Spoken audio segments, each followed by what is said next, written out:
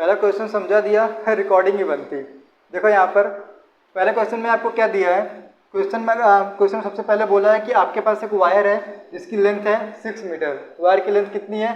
6 metre. जब wire की length 6 metre है और दोबारा आपको वायर को आधा कर देना है, बोले तो कितना? 3 मीटर।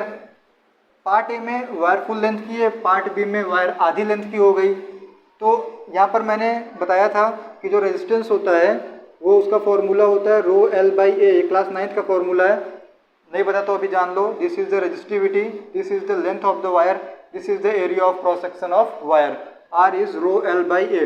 आप यहाँ पे देख सकते हो this is a constant, area of cross section for a wire is also constant, resistance is directly proportional to क्या आ गया? Length of wire. मतलब वायर की लेंथ जितनी ज़्यादा रेजिस्टेंस उतना ही ज़्यादा।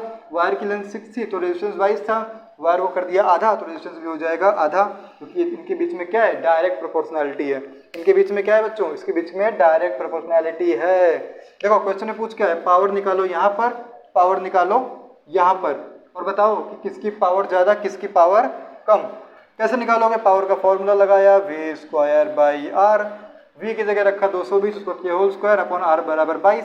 220 का होल स्क्वायर करने का मतलब 22 गुणे 22 इंटू 10 की पावर में 2, और नीचे लिखा 22। 22 से 22 कट गया और ये हो गया 2200 वाट।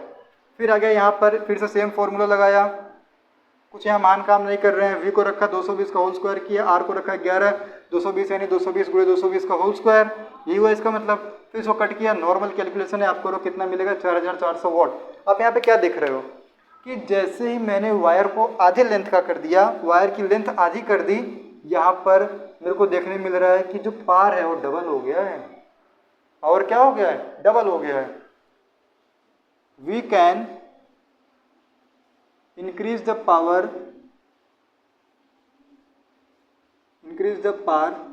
to double by reducing the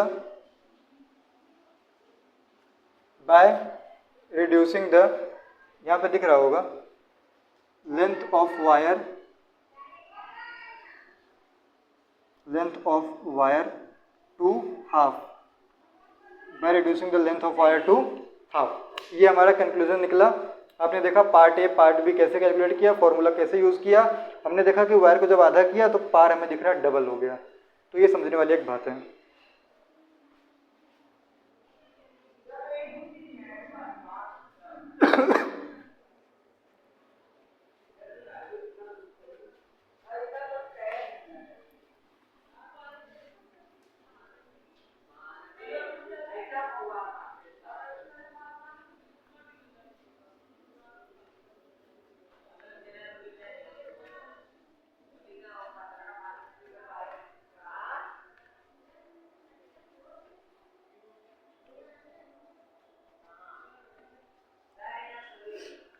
okay, let's continue with the second question. Question number 2 यहाँ पर आपको दिख रहा है, चाहिए तो आप वीडियो को पॉज करें, ट्राई करें, जो फॉर्मूले सिखाएं अप्लाई करें। नहीं होता है तो वीडियो सोल्यूशन आप देख सकते हैं। सबसे पहला जो क्वेश्चन है उसको आपको रीड करने आना चाहिए। सबसे पहला क्वेश्चन रीड कैसे करते हैं? धीरे धीरे समझते हुए, अगर आपको कुछ चीज़ें समझ में आ रही है तो साथ साथ में नोट करते रहो। मैं कैसे करता हूँ? A cell is connected to a 9 ohm resistance. क्या बोल रहा है? गिवन लिख लो फटाफट। गिवन में क्या बोल रहा है? एक सेल है जो कि एक रेजिस्टेंस से कनेक्टेड है। उस रजिस्टर का रेजिस्टेंस कितना है? आर बराबर कितना है बोलो? 9 ओम। कितना है? रजिस्टर का रेजिस्टेंस कितना है? 9 ओम है। और क्वेश्चन में क्या बोल रहा है? Because of which heat of 400 joule is produced पर सेकेंड। यहाँ ध्यान देंगे, हीट पर सेकेंड बराबर 400 जूल। हीट पर सेकेंड बराबर 400 जूल। क्वेश्चन में और क्या बोल रहा है? Obtain the potential difference applied across the resistance. हमको बोल रहा है पोटेंशियल डिफरेंस आपने कितना अप्लाई किया ये बताओ। अब जरा मुझे यहाँ पे ना आपको बेसिक्स पकड़ होनी चाहिए। Concept is power. बेसिक क्या कहता है? आपको बताया था power is energy upon time, और आपको मैंने ये भी बताया था कि यही हो जाता है लास्ट में जा करके अपने पास हीट अपॉन टाइम। रजिस्टर का केस याद है? एनर्जी कैसे वर्क डन में कन्वर्ट हुआ था, वर्क डन कैसे हीट में कन्वर्ट हुआ था। तो ये पावर बराबर क्या है? Heat upon time. पावर बराबर कितना है? Heat upon time. देखो हीट अपॉन टाइम दिया हुआ ना, हीट अपॉन सेकंड। सेकंड तो टाइम की यूनिट होती है ना। तो हीट अपॉन सेकेंड यानी पावर आपको कितना दिया हुआ है, यहाँ पर देखो पावर दिया हुआ है 400 जूल, सॉरी पावर है तो पावर की यूनिट क्या हो जाएगी 400 वाट।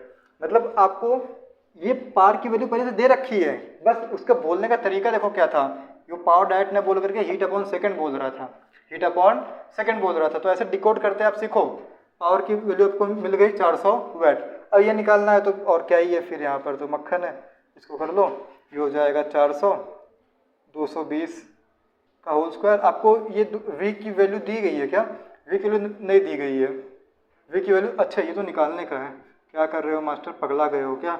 v का होल स्क्वायर, r की वैल्यू दी गई है 9, इसको आगे सॉल्व करो, ये हो जाएगा 400 गुणे 9 बराबर v का होल स्क्वायर, ये कितना हो जाएगा 3600, इसका रूट ले लो, ये आ जाएगा v, ये आ जाएगा v, ये कितना हो जाएगा 60 वोल्ट बराबर v। रूट निकाला है, महान काम नहीं है। v कितना निकला अपने पास यहाँ पर 60 वॉट, v कितना निकला अपने पास 60 वॉट। तो बिल्कुल इजी पीजी सा क्वेश्चन, थोड़ा सा डरावना लग सकता है अगर आपको थोड़ा कॉन्सेप्ट वीक है, तो फॉर्मूला आपको मैंने बढ़िया सिखाया है, डिटेल में समझाया हुआ है, आपको ये सारे क्वेश्चन बड़े आसानी से आएंगे।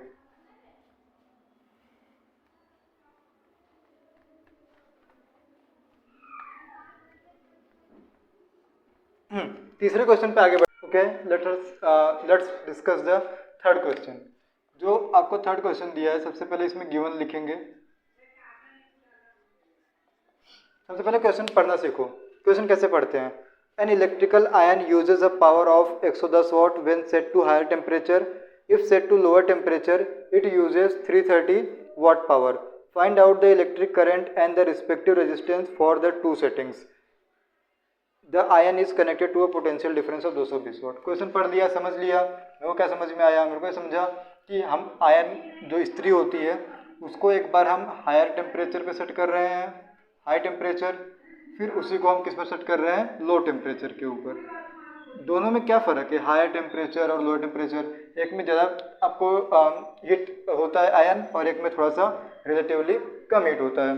तो अगर हायर टेम्परेचर पे यूज़ कर रहे हो तो पावर कितना होता है 1100 वॉट, और अगर लो टेम्परेचर भी यूज़ करते हो तो पावर कितना होता है 330 वॉट, 330 वॉट। ये गिवन है। आपको क्या पूछा है कि कितने पोटेंशियल डिफरेंस से कनेक्ट करा गया है 220 वॉट से, यहाँ पर भी कितना है 220 वॉट ही है। अब नेक्स्ट आपको पूछ रहा है आई बताओ और पूछ रहा है आर बताओ।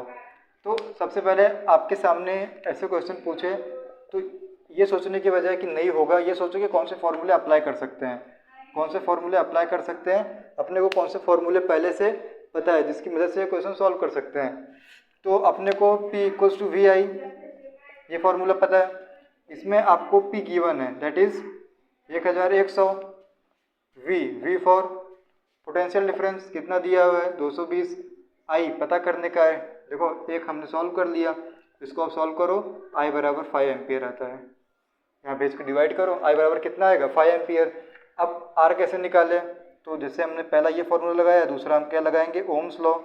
मुझे कैसे पता चलता है ये सब, प्रैक्टिस से, आप भी 2-4 बार करके देखो, ये आपको भी आएगा। V equals to I R, V कितना दिया हुआ है 220 वोल्ट दिया हुआ है, I अपन ने कैलकुलेट किया 5, क्या हम इसका R निकाल सकते हैं, बिल्कुल निकाल सकते हैं मास्टर, कौन सी बड़ी बात है। R कितना आ जाएगा, इस इधर पे भेजो, और कितना हो जाएगा ये 44 ओम, कितना हो जाएगा ये 4 हाँ 44 ओम आ जाएगा। आई जो है यहाँ पे 44 ओम है, करेक्ट। अगला बढ़ेंगे, हमने इसको सॉल्व कर लिया, सेम वही लॉजिक है यार, कुछ खास तो इसमें है नहीं, बहुत इजी पीजी क्वेश्चन है। P इक्वल्स टू वी आई, फिर से वही काम करेंगे, P को रखेंगे 330 और V अगेन 220 और ये रहेगा I। अब इसको सॉल्व करो, I बराबर आपको 1.5 एम्पियर मिलेगा, कुछ नहीं यहाँ भेज के डिवाइड करो और क्या। दूसरा फिर से वही V equals to I R लगाओ, V आपको कितना गिवन है 220, I आपको कितना निकाला 1.5 और R यहाँ पे पता करना है। फिर से वही काम करो, 220 अपॉन 1.5 करो, R कितना आया, ये आपको मैं काम देता हूँ, डिवाइड करो और कमेंट्स में बताओ कि आपको सॉल्व करके R कितना मिल रहा है। ठीक है, ये तो थर्ड क्वेश्चन था, इजी पीजी सा। आगे बढ़ते हैं, फोर्थ वाले पे चलते हैं।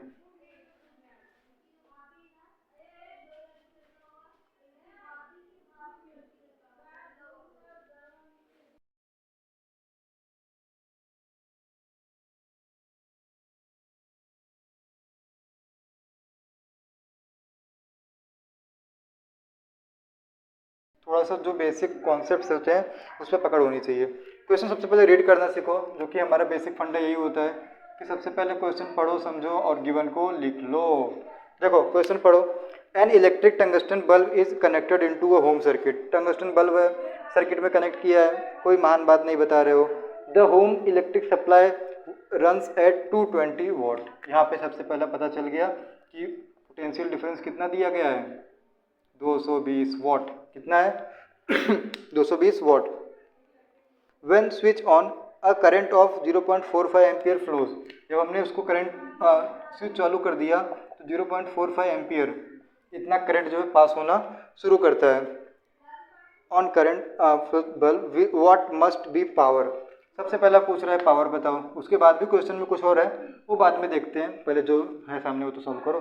तो ये तो बिल्कुल बचकाना हो गया, चिंदी। ये हो गया P इक्वल टू वी आई, 0.45 आई रख दिया और V कितना है 220 वॉट। इसको सॉल्व किया, सिंपल मल्टीप्लाई किया, कितना आंसर आ गया यहाँ पे 99 वैट। कितना आ गया 99 वैट। अब यहाँ पर ध्यान दो, पावर अपने को कितना निकल के आया 99 वैट। क्वेश्चन का अगला पार्ट पढ़ो, ये क्या बोल रहा है, if it is kept on for 10 hours. यहाँ बोल रहा है bulb kept on for 10 hours.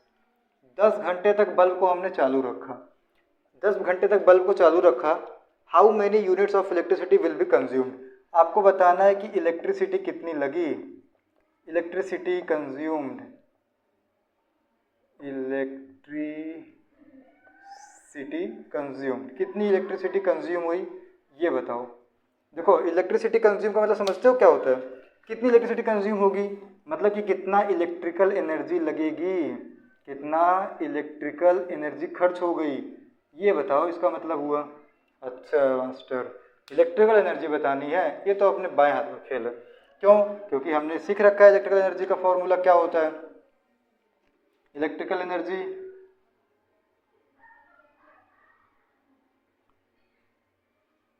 Equal to power into time.